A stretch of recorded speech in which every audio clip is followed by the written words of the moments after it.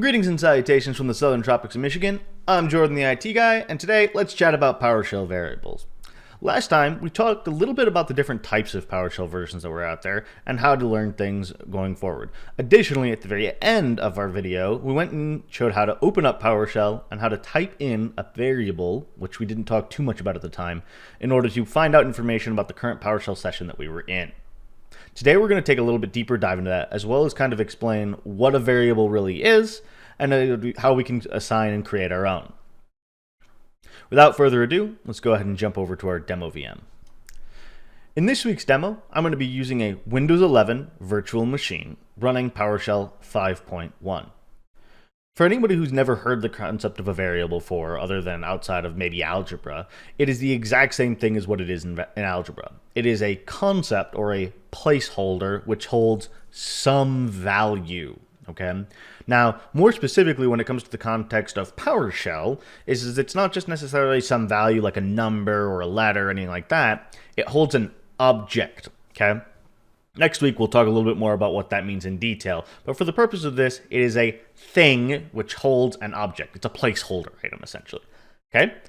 Today, we're going to go through how to find out about the existing variables within your PowerShell session so you don't step on them and accidentally delete them or try and reuse them, or also so you can find interesting information out about your machine. And we're going to go through how to create our own and print that variable back to the screen. All right, let's get started. I'm going to start by opening up a new PowerShell window here.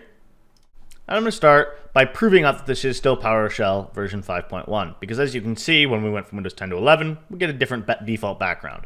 So if I just type in a simple PS version table, hit enter, we can see that this is in fact still PowerShell 5.1, and that it isn't still, everything else is exactly the same. It's a desktop version, etc.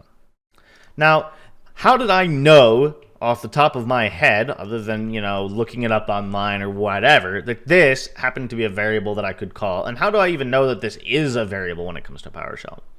What gives away variables within PowerShell is this $ symbol. If you see a $ inside of PowerShell, it typically means, or usually 9 times out of 10, we'll talk a little bit of exceptions later on, it still means variable, just weirdly variable. Or it might mean do a thing to a variable. Is that this is the variable indicator. It's a variable. It might mean expansion, but it's a variable. Okay, so this means give me the variable and the contents of the PS version table variable. Now, how do I learn about all those different variables? Well, in order to do that, we can run a simple commandlet in PowerShell, and we'll discuss types and syntax later on in another video. But for today, just know that if you run get-variable, it will spit out all of the variables that are currently within the PowerShell session, including the ones that you've created or made yourself. So if I just go ahead and hit enter, we can actually skim through this and we can see a couple of different ones. This is kind of what I was talking about where I said it means almost always, variable. Technically, this is a variable for the last run command, essentially.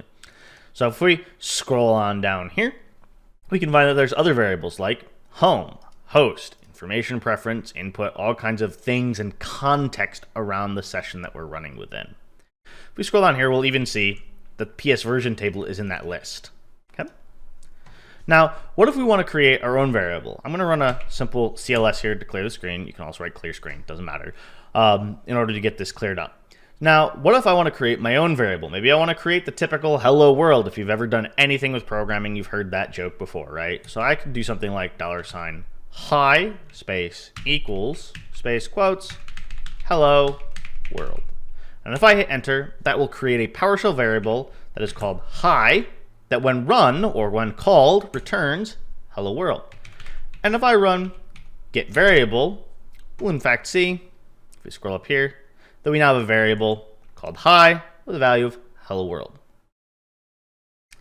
I hope this was informative. Next time we'll talk a little bit deeper into variables, as well as the different types of variables and content that you can put within them. Thanks for watching and have a great day.